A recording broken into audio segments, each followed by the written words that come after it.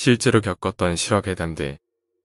첫 번째 이야기, 돌아가신 할아버지가 삼촌의 꿈에 나타났다.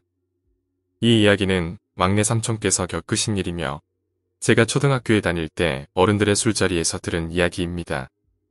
저희 아버님께선 6남매의 장남으로 아래로 여동생 3분과 남동생 2분이 계십니다. 이 꿈은 그 6남매 중 가장 막내이신 삼촌께서 어느 날 주무시다 꾸게 된 꿈으로 비롯됩니다. 추석 때 아버님 형제분들이 모두 모여 술자리를 가지며 이런저런 이야기를 하는데 제가 초등학교 3학년 때 돌아가신 할아버지의 이야기로 자연스럽게 이야기가 흘러갔습니다. 그러던 중 원래 술을 좋아하시지만 큰형인 저희 아버님을 어려워해서 술을 자제하시던 막내 삼촌께서 연거푸 몇 잔을 뒤돌아 들이키시더니 저희 아버님께 이런 말씀을 하셨습니다. 형님, 제가 미쳤다고 생각하지 말고 이 이야기 한번 들어주실래요? 마침 분위기도 좋고 못 들어줄 이유도 없는 터라 아버지께서도 승낙을 하시고 전 그때부터 재밌는 이야기가 나올 것 같아 귀를 쫑긋 세우고 집중을 하기 시작했습니다. 여담이지만 제가 이런 직감을 한 이유는 우리 집안이 6대째 천주교 집안으로 미신을 믿지 않는 걸 자랑스럽게 생각하시는 아버님이셨지만 유독 막내 삼촌은 우리가 미신이라 부르는 무속인들을 많이 믿으시는 분이셨기에 그런 종류의 이야기일 것만 같아 기대를 하게 된 겁니다. 1992년 10월쯤의 일로 어느 날 집에서 주무시던 삼촌께서 이상한 꿈을 꾸게 됩니다. 꿈속에서 막내 삼촌은 돌아가신 할아버지의 산소를 찾아가셨습니다. 그런데 이상한 것이 할아버지의 관이 묘 밖으로 나와 있는 것이었습니다.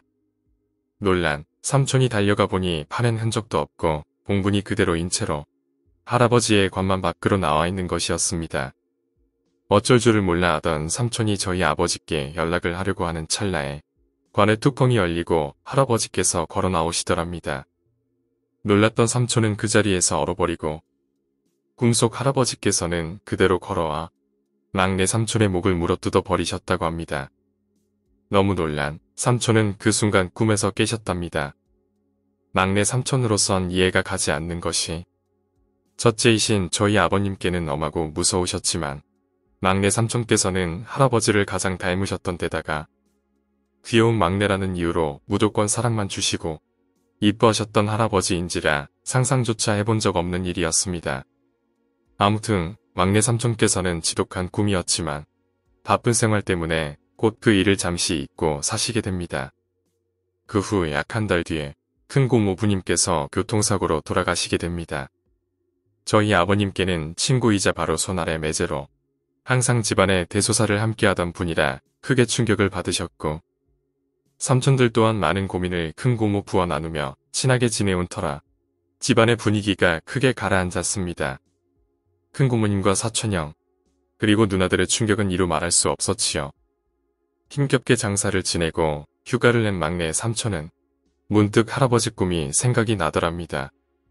혹시나 하는 마음에 평소 믿어오던 무속인을 찾아가 보기로 하셨답니다. 가서 꿈 이야기를 하니까 그 무속인이 하는 말이 너 그 이야기를 누구한테 했어? 기억을 되짚어보니 생각나는 것이 하나 있더랍니다. 사실 그 꿈을 꾼 후에 무슨 안 좋은 일이 일어났거나 일어날 거란 생각에 막내 삼촌께서는 형제들 중 첫째이신 저희 아버님께 전화를 하셨지만 그때 시간이 새벽 3시를 넘는 시간이라 아버님과 어머님 모두 주무시고 계셔서 전화를 받지 않으셨다고 합니다. 그래서 두 번째로 아버님 바로 밑에 동생이신 큰 고모님 댁으로 전화를 드리자 큰 고모부님께서 전화를 받으셨다고 합니다. 막내 삼촌께서 큰 고모부님께 방금 꾸었던 꿈 이야기를 하며 안부를 여쭙자 큰 고모부님께서는 대수롭지 않게 요즘 막내 네가 잘 나가니까 너무 자만하지 말고 열심히 살라는 뜻으로 해석하라고 말씀하시며 불안해하는 막내 삼촌을 잘 달래시곤 전화를 끊으셨답니다. 그때 한참 자동차 세일러로 잘 나가시던 막내 삼촌이셨기에 큰 고모부님의 말씀이 맞다고 생각하셨지만 너무 흉한 꿈이기에 여기저기 전화를 해보았지만 너무 늦은 시간인지라 전화를 받는 집이 없었습니다. 우리 큰 매형한테만 얘기한 것 같아요. 그러자 그 무속인이 대뜸 하는 말이 그 몸이 대신 같구만.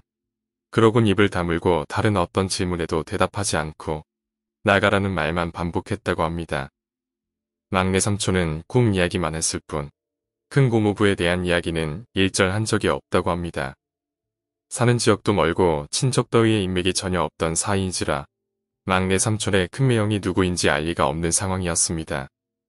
나중에 든 생각이지만 막내 삼촌께서 생각하시기론 할아버지께서 목덜미를 물어뜯으셨던 것은 현재 당신께서 계신 저승에서 멀리 떨어지라는 의미로 강하게 표현하신 게 아닌가 생각하셨답니다. 다신 오지 못할 정도로 충격적이게 말이죠. 어쨌든 그렇게 이야기를 끝낸 막내 삼촌을 보며 아버님께서는 웃으시며 그래서 너 지금 나 뒤지라는 얘기냐? 라고 하셨죠.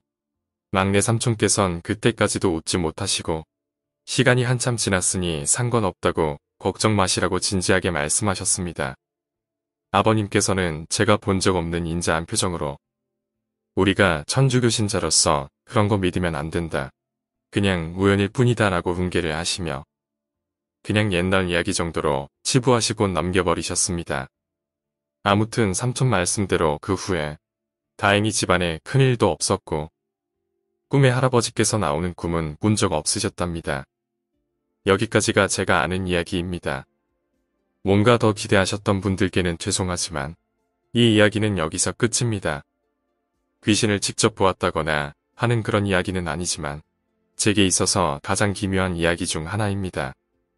아무래도 가족이 직접 연결되어 있어서 더 그렇게 느끼는 것일 수도 있고요. 이 이야기가 생각날 때면 돌아가신 할아버지께서 우리 가족들을 지키려고 많은 노력을 하시는구나 라는 생각이 듭니다. 감사하기도 하고요. 두 번째 이야기, 친구가 나에게 주었던 비타민. 속도 위반으로 아이가 생겨서 남자친구와 결혼을 하기로 했다. 우리 집은 편부 가정이었기 때문에 아버지의 반응이 겁이 났다. 우선은 먼저 내가 집에 가서 상황을 보고 나중에 남자친구를 부르기로 했다. 내가 먼저 본가에 온 사이에 남자친구의 할머님께서 그만 골다공증으로 허리 디스크에 걸려 입원을 하시게 되었다. 입원 수속이랑 문병 때문에 남자친구가 늦어지는 바람에 본가에서 그를 기다리는 시간이 본의 아니게 늘어나게 되었다. 아버지께도 아직 아기 소식을 말씀 못 드렸는데 다른 사람한테 먼저 말하기도 못해서 아무에게도 말하지 않았다. 친구들에게도 숨기고 그냥 만나 밥을 먹고 옛날 이야기로 꽃을 피웠다. 그중 약국에서 일하는 친구가 한 명 있는데 본가에 있는 동안 3번 정도 만나서 시간을 보냈다. 그녀는 만날 때마다 미국산 비타민제라며 나에게 약상자를 주었다. 예전에도 비타민제나 콜라겐 같은 약을 받은 적이 있어서 이번에도 감사하게 받았다. 하지만 아이도 가진 데다가 약병에 영어로 써 있어서 뭐가 뭔지 몰라 무서워서 그냥 놔두고 먹지는 않았다. 며칠 후 남자친구가 본가로 왔다. 그를 아버지께 소개하고 허락을 받아 순조롭게 결혼해서 이윽고 아이가 무사히 태어났다. 출산한 후로 나에게는 미국 드라마 한 편씩을 시청하는 취미가 생겼는데 아이를 재우고 한 편씩 감상하는 것이 큰 즐거움이었다. 요즘 즐겨보는 것은 워킹데드인데 극 중 한 등장인물이 임신을 해서 중절을 하기 위해 낙태약을 먹는 장면이 있었다. 그것을 보는데 문득 예전에 친구한테 받았던 약이 생각이 나서 영어로 된 약 이름을 검색해 보았다. 사오피임 약과 중절제를 수입 대행하는 홈페이지가 떴다. 그 당시엔 분명 아무에게도 임신 사실을 말하지 않았었다. 지금은 본가에서 한참 떨어진 곳에서 살고 있어서 그 친구와는 아무런 왕래가 없다. 그 친구를 만날 때 분명 술을 입에 대지 않았으니까 눈치가 빨랐다면 알아챘을 수도 있지만 중절약을 비타민제라고 속이고 줬던 걸 미루어 봤을 때 아기가 있었다고 밖에 생각할 수가 없어 우싹할 뿐이다. 오늘 이야기는 여기까지입니다. 오늘 이야기가 재미있으셨다면 구독과 좋아요, 댓글 부탁드립니다. 댓글은 저에게 큰 힘이 됩니다. 감사합니다.